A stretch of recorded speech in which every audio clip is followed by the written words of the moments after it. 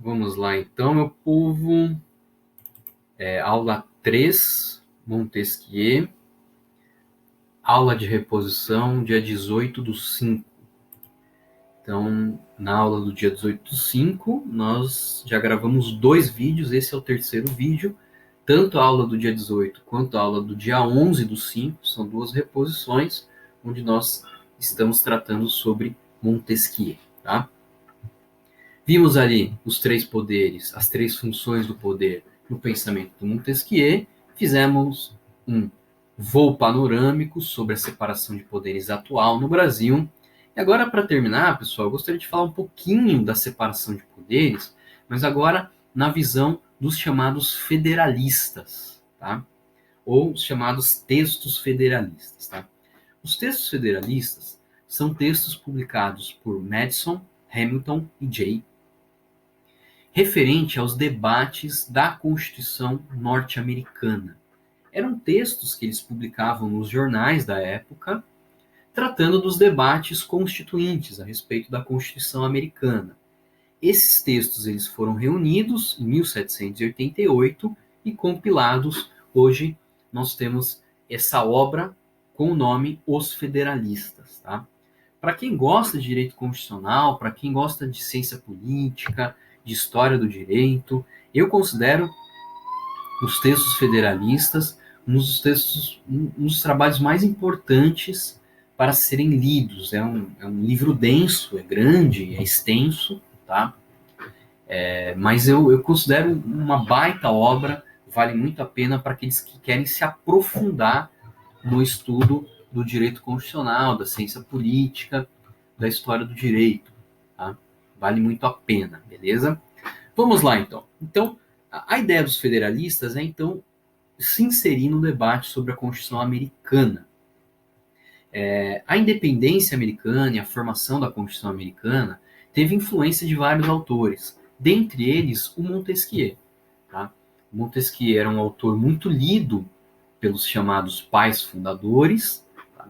Certamente Madison, Hamilton, Jay eram intelectuais da época, leram Montesquieu, conheciam a teoria de Montesquieu. Então existe uma certa influência do pensamento de Montesquieu dentro da formação teórica do constitucionalismo norte-americano, sobretudo na formação da sua Constituição. Tá? Então, isso foi compilado dentro desses textos federalistas. Tem também os textos antifederalistas. Esses aí, salvo engano, não tem tradução para o português. Só tem textos em inglês, que é mais difícil, é mais complicado para a gente ler, principalmente é um inglês mais pesado. Mas tem esses textos, eu já li alguma coisa. Quem quiser, eu posso passar um material sobre os antifederalistas. Vamos falar dos federalistas, tá? Então, houve uma grande influência do pensamento de Montesquieu na formação da independência americana e lá na Constituição dos Estados Unidos. A Constituição americana nasce da Convenção da Filadélfia em setembro de 1787. Tá? E dentre as várias sacadas da Constituição americana, os Estados Unidos é um caso interessante sobre formação constitucional. Eles eram colônia da Inglaterra, romperam com a Guerra de Independência da Inglaterra e tiveram que formar um modelo político original para eles, que não fosse a reprodução daquele modelo inglês monárquico e que fosse, então, algo novo, algo diferente. Foi aí que surgiu o chamado federalismo, tá? O modelo federativo, o modelo presidencialista. Então, nesse ponto, os norte-americanos foram extremamente criativos do ponto de vista da ciência política, da teoria do Estado. Por isso que os textos federalistas, na minha opinião, são essenciais para a gente estudar o constitucionalismo moderno, que tem uma grande influência do constitucionalismo norte-americano, no Brasil principalmente. O modelo brasileiro, desde a implantação da República, em 1789, vai ser um modelo predominantemente baseado no sistema americano, de um federalismo, de um presidencialismo, de separação de poderes, de controle de constitucionalidade difuso. Então, é um texto bem importante. Dentre os americanos, os norte-americanos tiveram várias sacadas nessa formação política deles, representada pela Constituição Americana de setembro de 1787. Os americanos têm vários problemas políticos, econômicos e sociais, mas também a gente não pode jogar fora também os avanços que eles trouxeram do ponto de vista da ciência política, tá? Então a ideia deles era conciliar a realidade social que eles viviam com a teoria política abstrata da separação de poderes, tá? Em um Estado que estava nascendo e sem tradição nenhuma. Ou seja, eles têm um desafio muito grande, tá? Essas pessoas que foram formar a Constituição Americana. Eles precisam levar em conta a realidade social deles, de uma ex-colônia, analisar como essa teoria abstrata de separação de poderes pode ser aplicada nesse modelo, principalmente em um Estado que não tem tradição nenhuma. Eles estão, na verdade, fundando juridicamente um novo Estado. Então é um desafio, do ponto de vista teórico e do ponto de vista prático, extremamente complexo. Penso eu que eles deram conta desse desafio, obviamente merecendo aí as devidas críticas, né? Em teoria política, em teoria do Estado, eu particularmente não acredito muito em isenção. Beleza. Então, a Constituição Americana, ela representa dois grandes feitos, entre outros, tá? Eu vou destacar esses dois grandes feitos, essas duas grandes originalidades. A primeira delas, estabeleceu um certo triunfo do centro sobre a periferia. Ou seja, com a Constituição Americana, os Estados Unidos antes era uma confederação, com o Pacto da Filadélfia e o nascimento da Constituição Americana, essa confederação é extinta e surge aí o que nós chamamos de federação. Ou seja, todos os estados agora estão submetidos a uma única Constituição. Então eles implantam um certo modelo que possui uma unidade centralizadora em torno da União, tá? E os estados orbitando em volta dessa União. Então, eles geram a criação de uma federação, a formação de uma federação centralizada na União e os estados funcionando na órbita dessa União. Isso através de quê? De uma Constituição que serve para unificar todos esses estados que antes eram apenas confederados. Tá? Isso é um triunfo importante, isso é algo relevante dentro da teoria política, tá? Que é o triunfo do centro sobre a periferia. O centro aglutinando esta periferia política. No modelo americano, ao contrário do brasileiro, esses estados ainda têm uma autonomia extremamente relevante comparado com o Brasil. No Brasil, os estados têm uma autonomia muito pequena em face da União. Nos Estados Unidos é o contrário, os estados ainda permanecem com uma autonomia política relativamente substancial comparado com o que a gente tem hoje no Brasil, mas isso é um problema para a gente discutir depois. O segundo triunfo importante da Constituição dos americanos foi o triunfo do princípio do controle e equilíbrio dos poderes sob o princípio da supremacia legislativa. Então isso é um outro triunfo, tá? É um triunfo do princípio dos controles e equilíbrios sob o princípio da supremacia legislativa. Isso é um ponto muito debatido entre os federalistas e antifederalistas, que, de certa forma, reproduz uma preocupação que vem desde a teoria liberal, e aparece em Montesquieu, em Locke, entre outros autores, de um certo receio, de uma certa desconfiança em relação ao poder legislativo. Tá? Sim, o poder legislativo é essencial dentro dessa mecânica, tá? Porque é por meio do poder legislativo que os cidadãos dão leis a si mesmos. O problema é que esse poder legislativo ele está permanentemente suscetível a paixões majoritárias, a grupos majoritários que são circunstanciais. Tá? E esse legislativo, de certa forma, ele representa a população. E essa população, muitas vezes, pode ficar suscetível a essas maiorias parlamentares. Maiorias parlamentares que, eventualmente, podem se mostrar autoritárias. Tá? Então, os constitucionalistas, os fundadores americanos, eles tinham uma certa desconfiança de que o poder legislativo, representado pela maioria da população, acabasse se mostrando lá na frente também um poder opressor. Ou seja, a desconfiança deles não era apenas em relação a um poder executivo opressor, tá? Na figura de um monarca tirânico, mas também a desconfiança de um legislativo opressor. Por isso era necessário que esse mecanismo de separação de poderes também fosse um mecanismo de controle recíproco entre os poderes. E aqui, nesse aspecto, os federalistas avançam em relação à teoria de Montesquieu. Porque, para os federalistas, essa separação de poderes ela funciona também como um controle recíproco. Daí surgirá a chamada teoria dos checks and balances, dos freios e contrapesos. Esses poderes eles não podem ficar só separados. Eles precisam ter certa interferência recíproca entre eles para que existisse um certo balanço. Tá? Se eles ficassem somente separados, sem essa interferência recíproca, isso não funcionaria bem. Tá?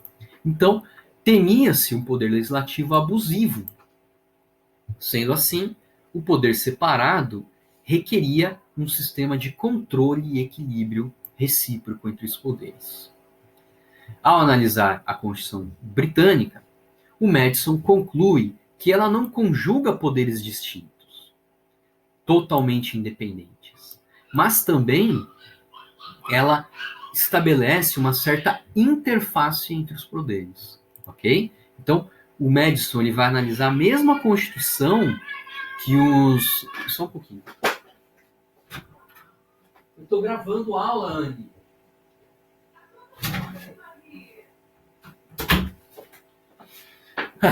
Não tenho filhos. Voltando então. O poder legislativo ele pode se mostrar abusivo também. Então o Madison ele analisa a própria Constituição Britânica, que o Montesquieu analisou, e ele vai dizer o seguinte, olha, não é que o Montesquieu estava errado, ele sacou bem. Só que veja, nesse modelo de separação de poderes, já lá no modelo britânico, existe uma interface, existe uma interferência de um poder sobre o outro, para que haja um balanceamento. Então, Madison conclui que essa teoria não conjuga poderes distintos e totalmente independentes e separados.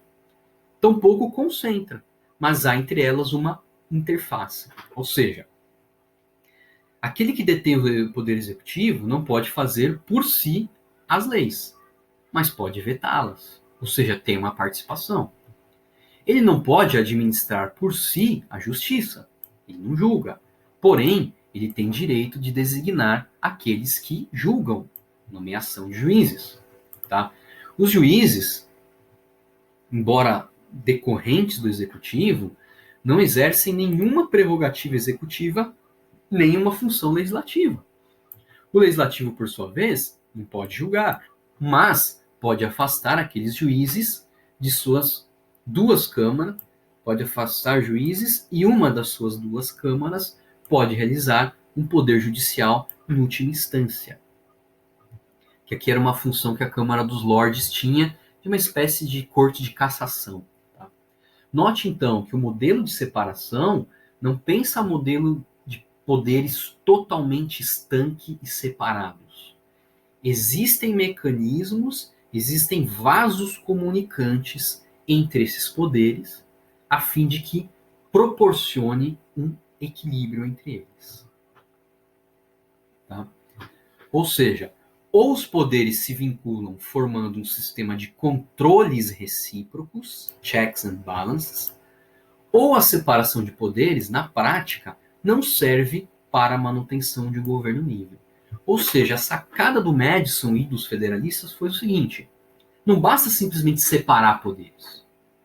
É preciso ter um mecanismo de interferência recíproca para que seja possível esses freios e contrapesos. Tá?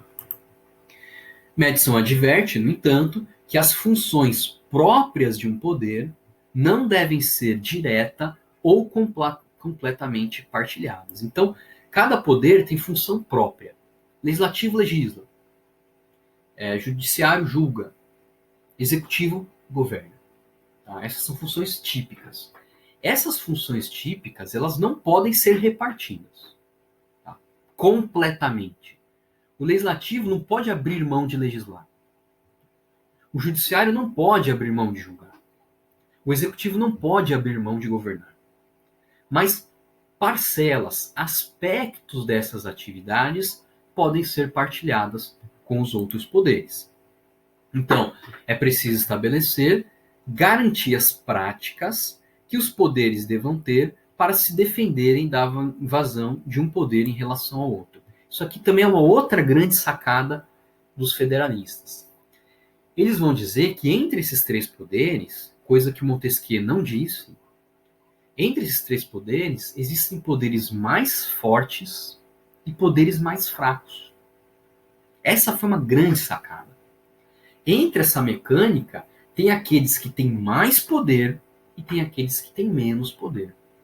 Logo, em relação àqueles que têm menos poder, a Constituição tem que garantir para eles mecanismos de defesa, para se defenderem daqueles poderes que são mais fortes. Tá?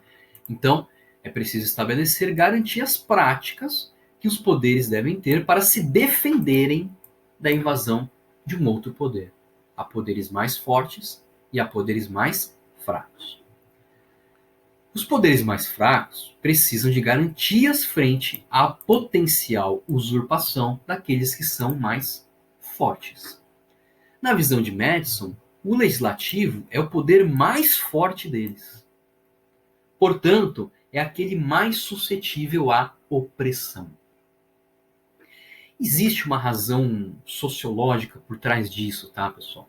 Na verdade, muitos autores analisam isso como um certo mecanismo elitista que os federalistas criaram para evitar que a população tivesse um poder muito grande sobre uma determinada elite. Não se esqueçam que o legislativo ele é regido pelo princípio majoritário.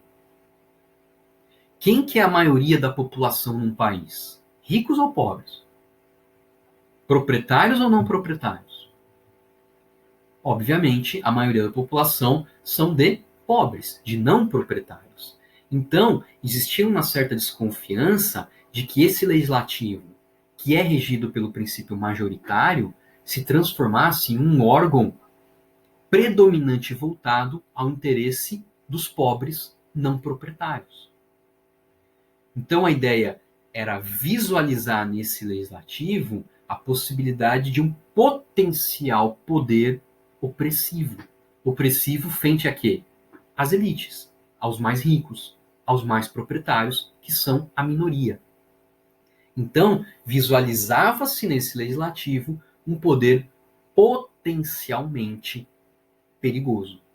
O executivo não seria tão perigoso porque ele simplesmente cumpre o que a lei faz, que a lei determina. E a lei é feita pelo legislativo, que pode ser um poder opressor.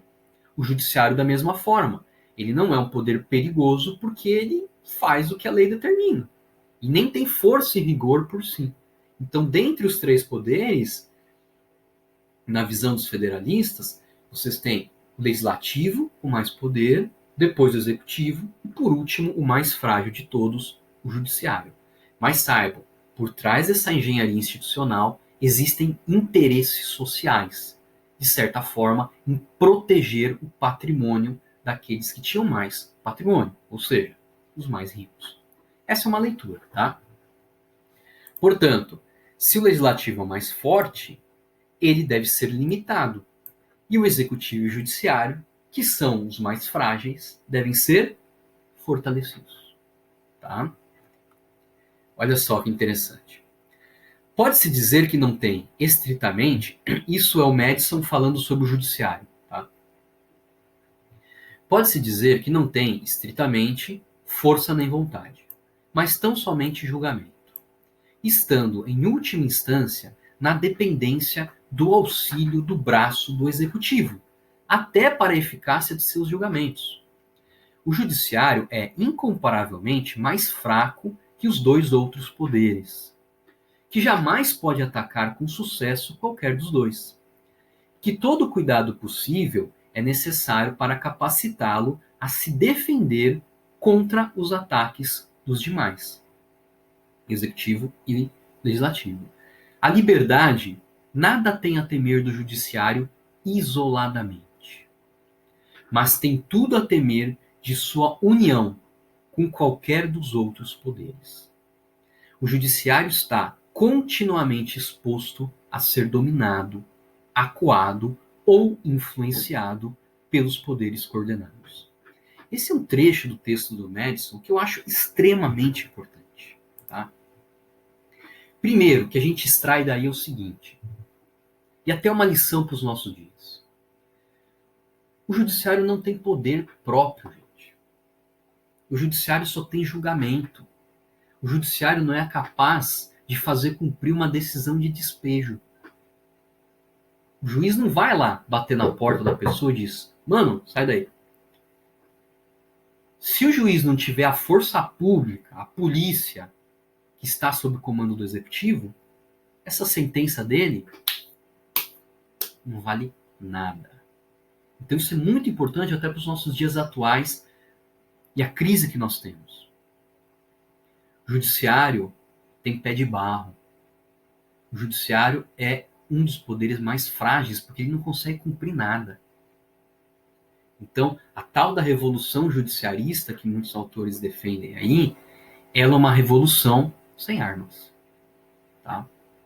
Porque ele depende do braço do executivo. Uma segunda lição importante que a gente pode tirar daí: é essencial que o judiciário tenha independência em relação aos demais poderes. O perigo não vem dele sozinho, porque ele não tem força própria. O judiciário não tem luz própria. Ele precisa da força dos outros poderes. Mas se esses outros poderes cooptam o judiciário, se esses poderes se unem de uma forma perniciosa com o judiciário, aí sim a coisa se torna muito grave para os indivíduos. Então, a segunda lição que a gente pode tirar desse trecho é a necessária independência do judiciário. Então, duas lições essenciais que esse trecho de um texto do século XVIII nos deixa até hoje. O judiciário precisa ter independência. Ou seja, não dá para juízes terem funções políticas. Não dá para juízes ficarem participando de palácios e discussões políticas. Segundo, o judiciário não tem força por si. Ele precisa da força dos outros. Tá? A revolução judiciarista é uma revolução sem armas. Portanto, como executivo e judiciário são aqueles poderes considerados mais frágeis, na visão de Madison, eles precisam ter meios de defesa. Tá? Qual que é o meio de defesa deixado ao executivo? Basicamente dois. O poder de vetar as leis e o poder de nomear juízes e ministros. É uma forma do poder executivo se defender de eventual opressão que venha do legislativo. E o judiciário? O meio de defesa que o judiciário teria seria a possibilidade de anular as leis. Leis feitas pelo legislativo, anular tais leis, porque seriam consideradas inconstitucionais, violadoras da Constituição. Nós temos então aí que o controle de constitucionalidade ele é uma técnica contramajoritária. É uma técnica que o judiciário utiliza para anular leis que decorrem da vontade da maioria, mas leis que, por sua vez, de algum modo, violam a Constituição. Não foram os federalistas que criaram o controle de constitucionalidade na prática. Tá? Nos Estados Unidos, o primeiro momento que isso vai acontecer vai ser na célebre decisão lá do juiz Madison, no caso Marbury versus Madison. É isso. Marbury versus Madison, com o juiz Marshall. Com o juiz Marshall, na Suprema Corte, que é um tema bem interessante, procurem no Google, o caso Marbury versus Madison. É um caso que envolve controle de constitucionalidade do ponto de vista do aspecto de competência constitucional, não envolve direitos fundamentais, nada disso, tá? Mas é quando acontece na prática esse controle. Porém, do ponto de vista teórico, a gente já pode visualizar os pressupostos teóricos desse controle já nos textos dos federalistas. Na visão de Madison, essa possibilidade de controlar a constitucionalidade das leis, essa possibilidade de anular leis violadoras da Constituição, seria, de certa forma, um mecanismo de defesa do judiciário, que é o poder, segundo ele, mais frágil. Mas não se esqueçam, por trás de toda essa engenharia constitucional existem interesses sociais bem predominantes, e um deles certamente é o interesse e a desconfiança no legislador, porque é justamente ali que existe a possibilidade das maiorias eventuais. É isso aí, pessoal. Terminamos. Espero que tenham gostado. Valeu.